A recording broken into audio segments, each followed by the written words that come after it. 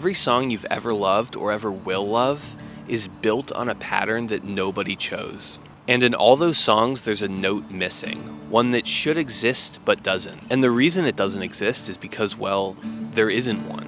And that's what I want to talk about because I think it changes how we think about creativity. This isn't going to be a music theory lesson, and it ties into how we do all creative things.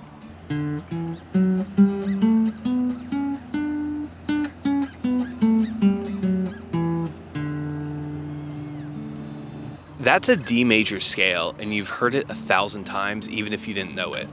It's in movies and pop songs and hymns. It just sounds right and ordered, like someone designed it. But if you look closely at the distance between each note, you'll realize that they're not equal. Some notes skip one fret while others don't. And no one decided that per se. That's just how sound and vibration works. Creativity isn't about creating something out of nothing. It's solely about recognizing and using patterns that already exist. And I want to look at this more closely because it applies to way more than just music.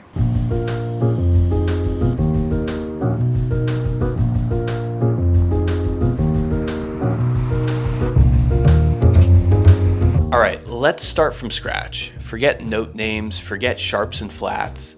There's 12 pitches, and let's just number them 0 through 12. No theory, no special labels, just sound. Now, if creativity really is just about finding and using patterns, let's see if we can find one here. I'm gonna play these notes in a row, but watch which frequencies come up when I do.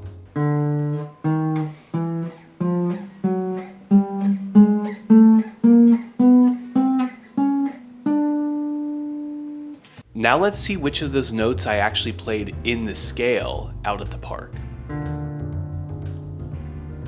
That's 0. That's 293 hertz, which is just vibration, which is just what sound is. Now I'm on fret 2. I skip the first fret. Now I'm on fret 4. I skip the third fret. Now I'm on 5. I didn't skip any frets. Now I skipped frets again. Skipped another one. And another one. Didn't skip any. So altogether it's...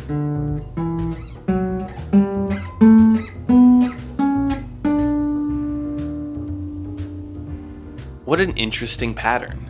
So out of all the 12 notes I could play, I chose to only play 7.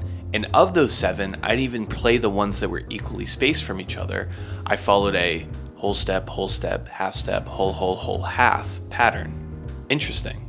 But what's even more interesting is that pattern, whole, half, whole, half, is what every major scale is made out of. You can choose to start on any note, and as long as you follow that pattern, you're playing the major scale of that note.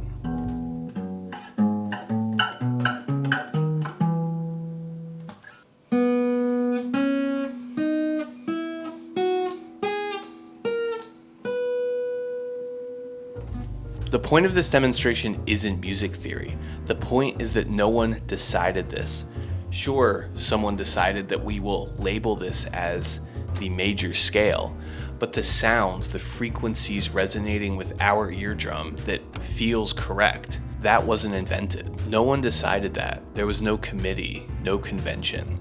The physics of vibrating air hitting our eardrum in this satisfying way just converge here. And every musical tradition on Earth found it independently or in some way on their own. And it existed before anyone in the world ever heard it. But the ultimate question we're trying to get to is, why is it like this? And the answer is, because it is. That's the way this universe is built. No other answer is honestly satisfactory because it always begs the question, but why? You can talk about harmonic series, you can talk about overtones, you can talk about frequency ratios, and those explanations are true. But when you ask why a harmonic series is the way it is, you're back at the original question, why? The only truly honest and satisfactory answer is because that's the way it is. And that changes how I think about creativity. We use this word like it means creating something out of nothing. Pure self-expression. You, your vision, and your originality. Nothing else. But that's not what's happening here. Nobody invented the major scale. Nobody chose what frequencies sound beautiful together. Sure, we labeled them, but we only discovered them. We didn't create them.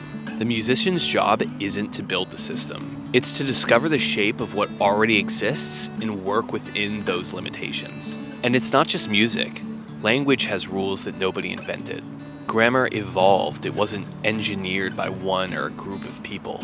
But every great sentence in a novel works within those rules. Story structures and patterns show up independently across all different cultures across Earth, in the same way the major scale does. Visual art works because of the way light interacts with the human eye, not because someone sat down one day and decided that blue and red should feel different.